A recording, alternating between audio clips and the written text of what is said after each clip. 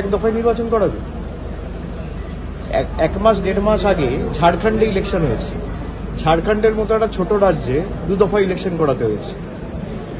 যারা একটা ছোট রাজ্যে দু দফা ইলেকশন করাচ্ছে তারা এক দফা ইলেকশন করাবে, তো হাস্যকর। গত 2024-এর লোকসভায় 7 দফায় বাংলায় নির্বাচন হয়েছে। কোথাও আমার লোকসভা কেন্দ্র, আমি আপনাকে বলছি, ডায়মন্ড হারবার লোকসভা কেন্দ্র 3 দফায় হয়েছে। একটা লোকসভা কেন্দ্র আমার ডায়মন্ড হারবার ফলতে একদিনে ভোট হয়েছে, বিষ্ণুপুর সাতগাছি একদিনে ভোট হয়েছে, বজবজ মহেশতলা মিটিয়াপুরুজ একদিনে ভোট হয়েছে।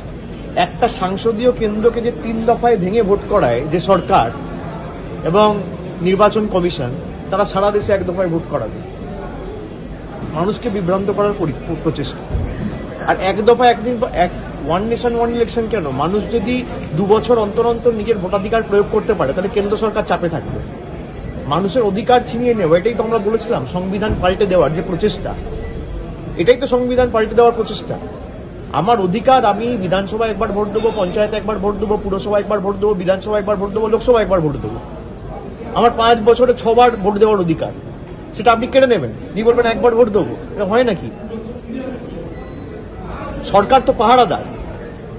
আপনি যদি পাহারাদারকে বলেন 30 দিনের মধ্যে 25 দিন ডিউটি করতে হবে না, খালি 2 দিন ডিউটি করো, তাই হচ্ছে। অ্যাকাউন্টেবিলিটি থাকবে না।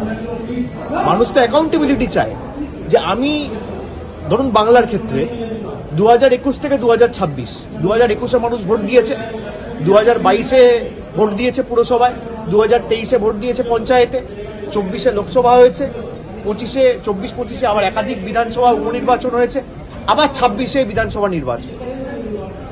মানুষ 5 বছরে 6 বার ভোট দেওয়ার অধিকার পাচ্ছে।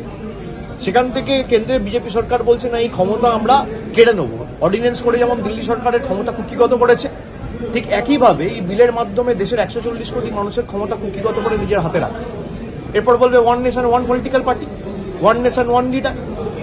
সংবিধান পাল্টানো আমরা যতদিন আছি এগুলো হতে দেবো, ওরা হাজার চেষ্টা করুক।